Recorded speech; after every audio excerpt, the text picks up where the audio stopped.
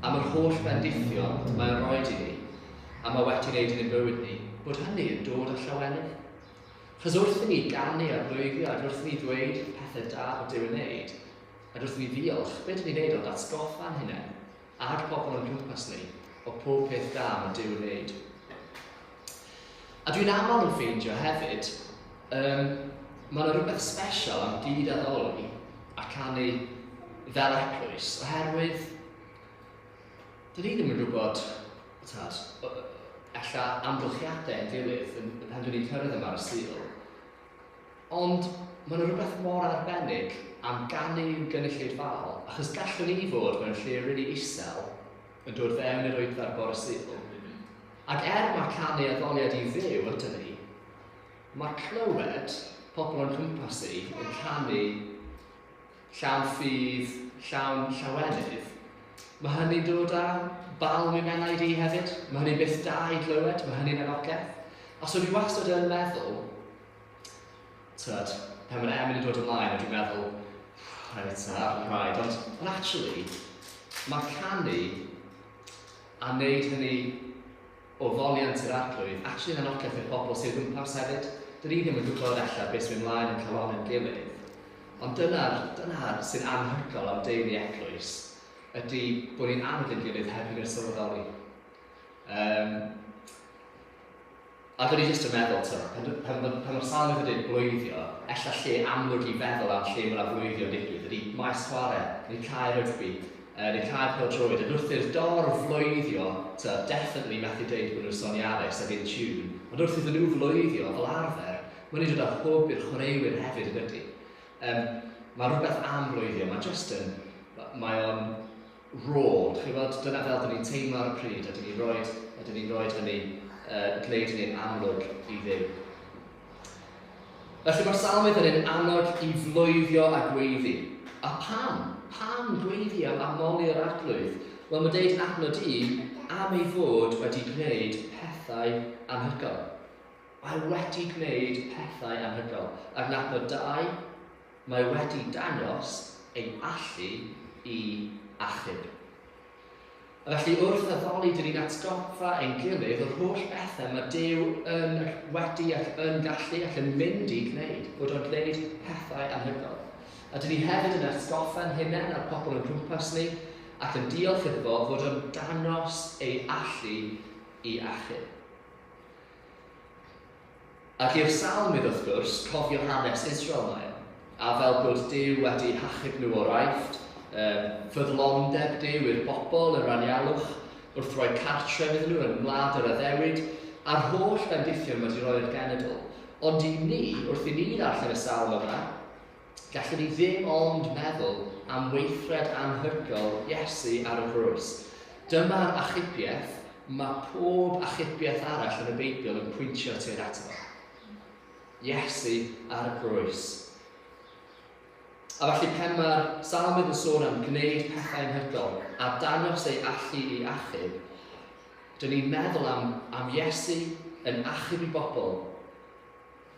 A fel bod Iesu ar y grwys a'r weithred yna yn newid ein gorffennol ni, yn newid ein presennol ni, ac yn newid ein dyfodol ni. Mae o'n newid ein bywydau ni yn llwyr. Dylech fi esbonio hyn mewn bach o fanylder. Sut bod o'n newid ein gorffennol ni? Wel, yn aml, ein gorffennol sy'n ein condemnio ni. Mae pobl yn dweud ydy, cofio'r adverts-holics o dda? Oh, how does he sleep at night? Efo'r bus driver yn gyrru off cyn bod y ddynes yn gallu cael ar y bws. Chi'n cofio hynny?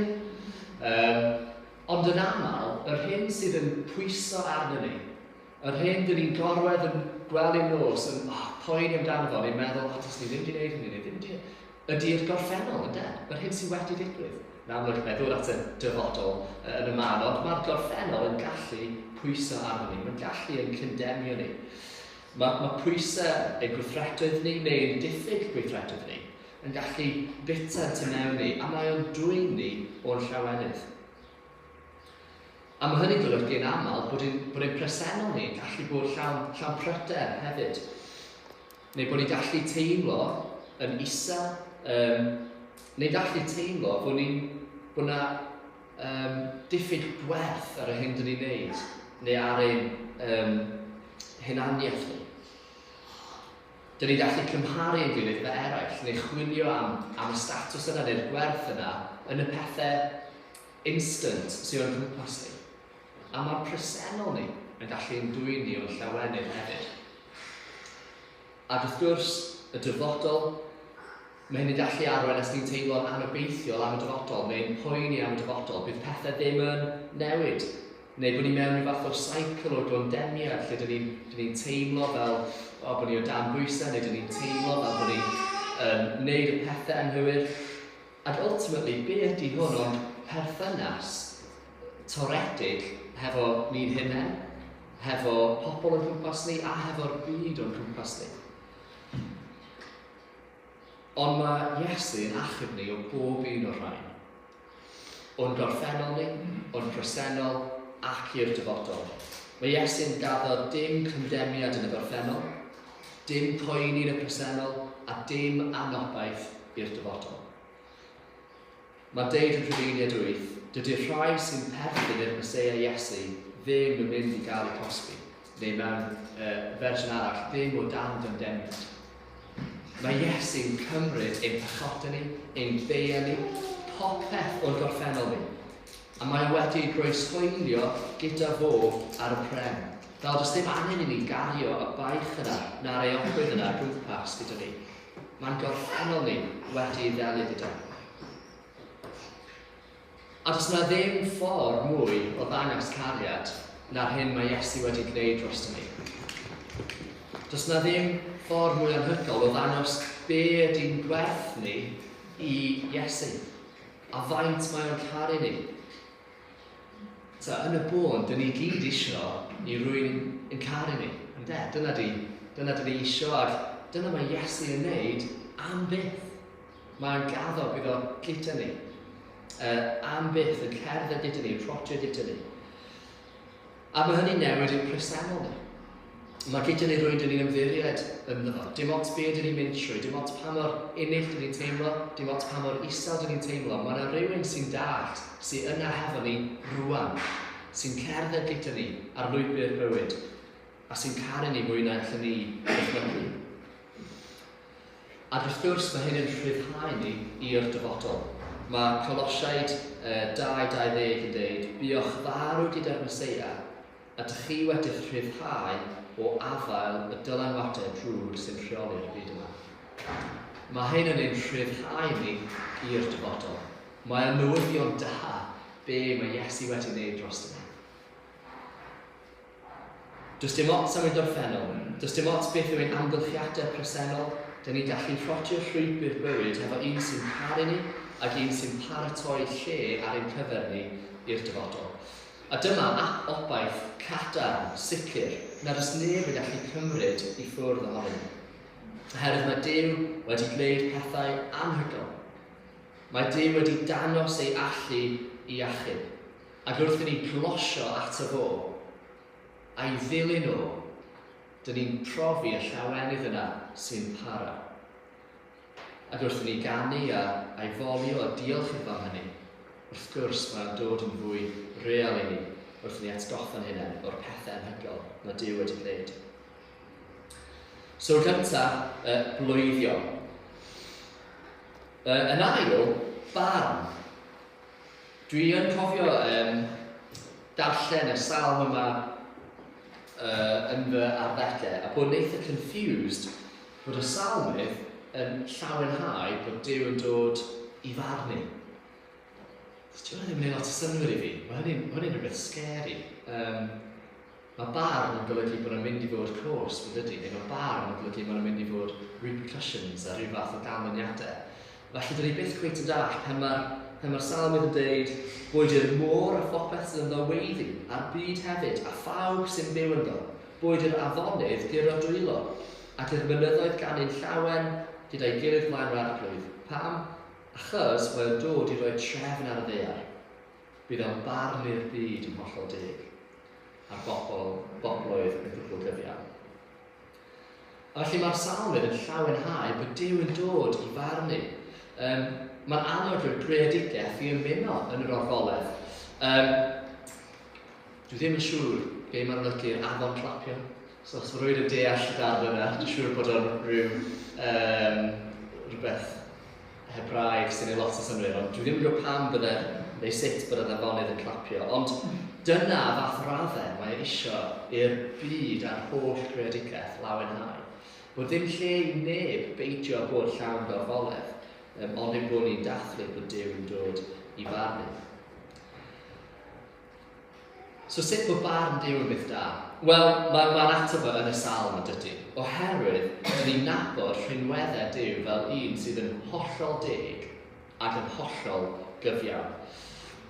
A felly yr Christian, mae barn Duw yn rhywbeth i lawenhau ynddo, oherwydd mae'n dod a trefn, mae'n deud yn Adam 9. Rhywbeth dwi'n hoffi ar hwnnw fo, falle bach yn or-hoff hwnnw fo, ydy Gwilym Jeffs. A felly oedd rewros i fi, just anhygol. Oedd Alice yn llai cyn yn ymwedig ar ôl i fi setio fyny ar gyfer... Dyn ni cael date night, so ni'n trio neud date night eitha bob hyn a hyn. Ac o'n i wedi setio fyny fel ede ar hyd ar draws y lolfa, a di gosod nhw i fod o wal i wal ar yr picture rail, a wedyn di roed fel blancedi drosto fo, fel bod edrych fel tu fewn rhyw fath o Bedouin tent, chi'n gwybod? So o'n i'n meddwl, gret, mae hwn yn fel am effort wedi mynd mewn i, ac wedi gosod cwpl o ganwysiau hefyd, a dod y bwyd, ond y beth o sgwylio fo yn ôl Alice oedd bod o'r holl tent yn pwyntio tuag at y teledu, a bod wedi dweud croeso i Bacw, a bod ni yna'n gwylio Gêm Cymru ac yn anffodus, ddim dyna oedd Alice eisiau ar date night. Ond, rhywbeth dwi'n mwynhau ydy Gwilym Jeffs. Ac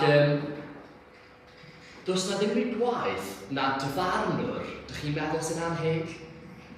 Ac yn amlwg, dyn ni gyd hefo rhyw fath o bias tuag at y tîm bod ni'n cefnogi. Ond os mae'n dyfarnwr yn gwneud rhyw benderfyniad dyn ni'n gweld fel anheg, mae'n ypro does. Achos wedyn, mae rhaid y dyfarnwr, neu mae'n deimlad bod y dyfarnwr yn gwneud rhywbeth anheg i'r tîm arall mwyn gosod y ddysgol y wastad. Mae'n wastad rhyw gwestiynau am os oedd y gêm, os dyle'r gêm wedi bod yn wahanol, neu os oedd popeth yn hollol deg. Ond mae'r cael dyfarnwr da, ac un ydych chi'n gwybod chi'n gallu trystio, wel, mae hynny'n newid y gêm yn hollol yn ydy. Yn un peth, mae'r chwaraewyr yn gwybod i gadw at y rheolau, ac i wneud i gorau glas i beitio treulio. Pam? Oherwydd os maen nhw'n camu dros y llinell yna, nes maen nhw'n gwneud unrhyw beth yna'n hywir, maen nhw'n gwybod bod y dyfarnwr yna'n deg ac yn hollol gyfiawn ac yn mynd i cosbi nhw am hynny, fel Gywyd yn gwneud. A maen nhw'n gwybod hefyd bod nhw'n gallu chwarae gorau gallen nhw, oherwydd mae'r dyfarnwr yn edrych ar y tîm arall yn yr un modd. Does dim bias. Mae'r gêm yn gallu cael ei chwarae y gorau gellith o, oherwydd bod y dyfarnwr yn deg. A mewn rhyw fath o ffordd, allai bod y ddelwedd yna yn unhelpful, ond mewn rhyw fath o ffordd, mae hynny'n helpu fi weld sut bod Duw yn farnwr hollol gyfiawn.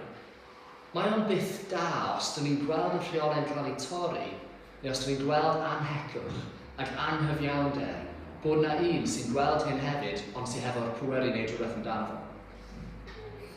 A mae hynny i fi yn gwneud fi deimlo fel bod ni'n gallu rhoi gymaint mwy o trust yn Duw. Oherwydd dydw i ddim yn just let things slide neu twcio pethau dan y carped, ond mae'n hollol gyfiawn a mae'n hollol deg. A felly wrth i ni edrych o gwmpas y byd ac wrth i ni weld yr anghyfiawnder, wrth i ni weld y poen a'r galar mae hyn i di'n achosi, wel, dyn ni'n gwybod bydd barn Duw yn dod â trefn perffaith. Bydd barn Duw yn dod â iachad i'r sefyllfaoedd yma. Bydd barn Duw yn dod â cyfiawnder, yn dod â tegwch, a mae hynny'n rhywbeth i ni lawenhau ynddo. A dydw i ddim yn byth scary i'r Christian. Achos, dyn ni yn saff yn yr hyn mae Iesu wedi gwneud. Dyn ni'n gwybod bod yn rhan ni o'r hyn dyn ni'n chwarae y rôl bod ni'n chwarae yn y byd ddim yn berffaith. Dyn ni'n gwybod bod ni yn anheilwr, bod ni'n disgyn yn fyr o safonau Duw, bod ni yn gwneud pethau sydd yn anghyfiawn ac yn anheil. Ond mae Duw yn cynnig maddeuant, a dyn ni'n trystio bod maddeuant i'w gael, a bod ychydigaeth i'w gael yn hynny. Felly, dwi ddim yn byth scary i'r Christian, mae'n rhywbeth i ni lawenhau ynddo fo.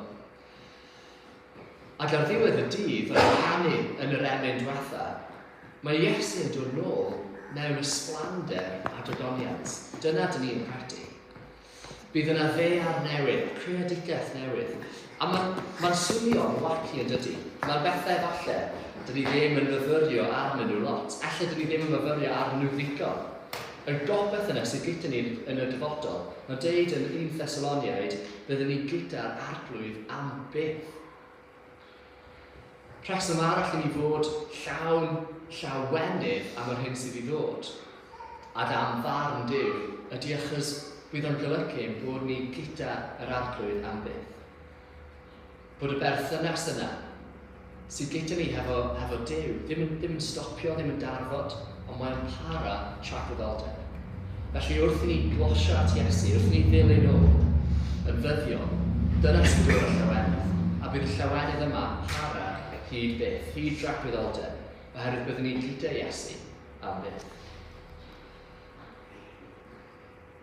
Felly, dyn ni'n blwyddio, dyn ni'n diolch i Dduw am yr hyn mewn wneud, dyn ni'n llawenhau yn hynny. Mae hyd yn oed barn y newyddion da, oherwydd daw trefn a tegwch lle nad oes trefn a tegwch. Felly, y trydydd pwynt felly, bod fel Duw. Wrth i ni gymryd cam yn ôl o'r Salm efallai a meddwl yn fwy eang am llawenydd, yn syml iawn, os mae diben y Cristion yw i nabod Iesu ac i gael y perthynas yna hefo fo, y cerddediad yna trwy bywyd hefo fo, yna wrth i ni ddod i nabod Duw mwy, a na ydy o'n naturiol i ni fod mwy fel Duw. Ac un llawen ydy Duw. Dyn ni'n gweld hyn tro ar ôl tro. Mae yna joc yn teulu ni am mam a dad. Rehwch chi'n cwrdd am mam a dad, Jeffs' seniors. Ac just sylwch, tro nesaf chi'n gweld nhw, falle, ydyn nhw'n wisgo his and hers. Dych chi'n siŵr o fod yn nabod yr cysyniad yma o his and hers. Mae'n dod o dad yn mynd i siop, neu mam yn mynd i siop. Mae'n gweld rhyw dwrnod fflis neu siaced law bod nhw'n hoffi, a wedyn meddwl, wel, offer fan hyn. Felly mi gael un i dad hefyd, neu y ffordd arall rwyd. Ac felly, yn aml iawn, pan oedd rhyw event teuluol, neu dyn ni gyd yn mynd am dro, gyda pawb yn cael allan y car, neu rhywun, mam a dad, bron o bod yn matcho. We're about his and hers, ond dyn ni, stori stupid, ond dyn ni'n efelychu ar hyn dyn ni garu, yn dydyn. Dwi'n edrych ar mam a dad, a wrth nhw wario amser hefo'i gilydd, wel, maen nhw yn siarad, dechrau siarad fwy tebyg i'n gilydd. Mae mam efo twang Birmingham rwan o fod efo dad. Mae'r ffordd nhw o edrych ar y byd yn debyg iawn, a hyd yn oed y pethau maen nhw'n wisgo yn dod yn debyg. Felly, dyn ni'n efelychu ar hyn dyn ni'n garu. A fel Cristnogion, os ein nod ni yw dilyn Iesu, i bod mwy fel Iesu, wel, mae Iesu yn llawen. Mae Iesu llawn llawenydd, a dyn nad ydy o'n naturiol i ni hefyd fod mwy fel yna. A tro ar ôl tro, dyn ni'n gweld y Beibl yn sôn am Dduw fel Duw sydd yn llawenhau. Mae yna ambell i ddameg sy'n dod i'r meddwl yn amlwg, y geiniog sy'n mynd ar goll, wrth i'r wraig golli'r ceiniog. Wel, mae hi'n chwilot amdano fo, pan mae'n ffeindio fo. Parti, mae'n dathlu, mae'r ffrindiau gyd yn dod, a mae eisiau rhannu'r llawenydd yna. Fel yma, mae Duw wrth i ni droi eto fo. Neu fi am y ddafad goll. Hanes y ddafad goll a'r bugail yn gadael yn 19, yn mynd i ffeindio'r ddafad, a pen mae'n ffeindio'r ddafad, eto, parti, llawenhau, dathlu, isio i bawb ymuno ar y gorfoledd, ac isio i bawb ymuno ar y llawenydd bod un wedi closio ato fo. bod o wedi achub dafod arall. Neu wrth gwrs, y mab afradlon, y tad yna, yn chwilio, yn aros am y mab i ddod yn ôl. A pan mae'n gweld y mab fel spec yn y pellter, rhedeg ato fo i'w gyfleidio fo. Y modrwy orau, dillad newydd, lladd yr buwch, a wrth gwrs be? Parti, dathlu, llawenhau. A just Sean bod y brawd mawr. So every party has a pooper. Dyna'r rhedeg. A brawd mawr ddim yn dathlu. Ond mae Duw yn ein llawen. Mae o isio ni lawenhau. Mae o isio i ni fod yn rhan o'r gorfoleth o fod yn un. O'i deulu o fod yn perthyn iddo fo. Dyma sut un yw ein Duw ni. Un sydd yn dathlu. Un sydd yn llawenhau. A dwi'n meddwl yn aml, ac am fi fy hun, dwi llai parod i fod i ddathlu neu i fod yn fwy llawen na dim. Dwi fel bod gennau rhyw fath o ffront o, dwi'n meddwl, parchusrwydd, neu ddim eisiau yn stupid, neu... A mae hynny'n gallu mygu y llawenydd i. Ond onid bod mwy fel Duw ydw i eisiau gwneud? Onid cerdded yn agosach at Iesu ydy diben y mywyd i? Cos os felly, mae angen i fi fod yn un sydd yn llawen a sydd yn llawenhau fel Duw. Felly, i gloi, mae bod yn Gristion yn dod â llawenydd. Llawenydd bod y byd methu cymryd i ffwrdd ohonyn ni na'r cipio oddi arno ni. Pam? Wel, oherwydd dim ond trwy nabod Iesu, trwy'r perthynas yna hefo fo, a'i ddilyn o ddyddiol, da'r llawenydd sy'n para. A'r cwestiwn i ni gysitro wrth i ni gloi yr oedfedd. Pwy ydy'r person bych chi'n caru mwyaf yn y byd? A mae hwn yn her i fi. Gŵr neu graig, neu riant, neu ffrind, neu... A wedyn, os da ni'n meddwl ymhellach, pam? Pam bod ni'n caru y person yma? Chos, siŵr o fod bod y perthynas efo'r person yma yn gwneud gwahaniaeth tangible i'n bywyd ni. Falle bod yna mae yna ddibyniaeth yna. Falle bod yna jyst mwynhad a pleser o'i cwmni nhw. Falle bod ni'n sgwrsio yn gyson. Mae yna lot o chwerthin. Ella, ni'n bod trwy lot efo'n gilydd. Ella bod ni'n ymwybodol bod ni'n helpu'r person yna, neu bod nhw'n helpu ni. Neu bod nhw'n neud ni yn berson gwell, neu bod nhw'n pwyntio allan ein ffyledda ni, yn helpu ni fod yn berson gwell. Ond os ni'n gesio na mwy o fod, oherwydd mae'r perthynas yna dod y llawenydd. A dyma sut gallai'n perthynas ni efo Iesu fod. A mae o'n her i fi, rhaid dweud, achos mae o mor anodd wneud y leap yna o feddwl am Iesu y cymeriad yn y Beibl i Iesu y person sydd eisiau perthynas efo ni. Ac dwi'n meddwl bod hwn efallai mynd i fod yn her gydol oes i ni nabod Iesu'n well, i ni glosio ato fo. Mae Paul yn deud yn ei lythyr at y Philippiaid, yr unig beth dwi eisiau ydy nabod y Meseia yn well. Mae clywed Paul yn deud rhywbeth fel yna, am her i ni. Mae hynny'n suggestio bod hwn ddim yn rhywbeth sy'n mynd i cymryd dydd, neu wythnos, neu blwyddyn. Mae hwn yn rhywbeth sy'n mynd i cymryd yn bywydau ni oll. Dwi'n tybio bydd hyn yn life's work, ond mae hynny'n iawn gynnau, oherwydd i fi dyma Cristnogaeth yn ei hanfod. Bod ni yn ceisio di, bod ni yn rhotio gyda fo, a bod ni'n dod yn fwy a fwy agos gyda fo.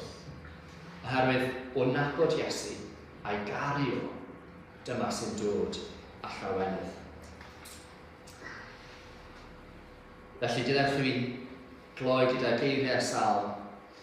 Canwch gan newydd i'r arglwydd, am ei fod wedi gwneud pethau anhygoel. Mae ei fraich gref wedi ennill y fuddugoliaeth iddo.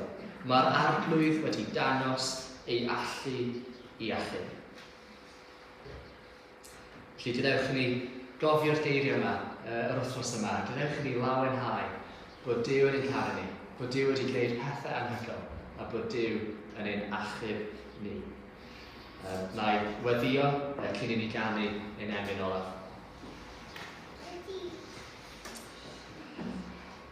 O Dduw Dad, diolch bod ti yn closio ato ni. Dduw, diolch bod ti wedi gwneud ffordd i ni gael perthynas yna hefo ti. Dduw, diolch bod ti yn gwybod lle mae'n calonau ni o'r blaen. Ti'n gwybod fel dyn ni'n teimlo. Ti'n gwybod yr hyn sy'n mynd trwy'n meddyliau ni. A ti'n gwybod yr hyn dyn ni gyd angen ac yn ceisio. A Dduw, ni'n gofyn wneud i ddod a trin ni rwan. Dduw, wneud i ddod a'n codi ni.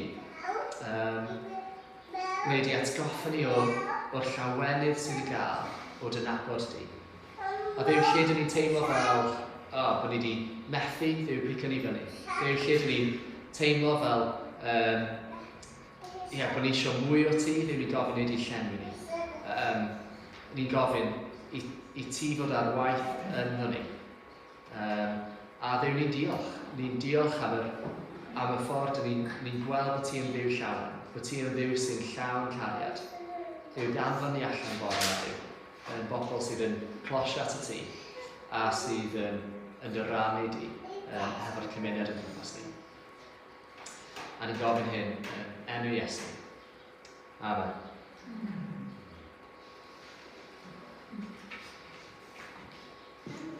Felly, yr emyn i gloi. Wrth gwrs, yn emyn mor gyfarwydd, diolch i ti, yr holl alluoedd Dduw. Felly gadewch ni diganu yr emyn olaf.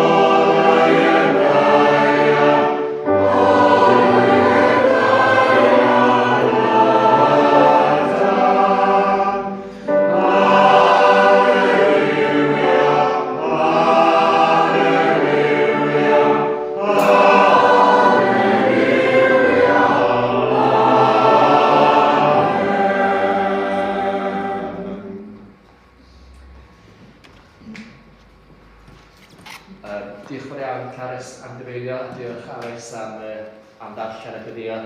A mae rhywbeth wrth nesaf 3 o'r gloch yn y prawf yn yr eglwys Methodistoedd. Felly, gwnewch ni rannu gras efo'n gilydd cyn i ni adael.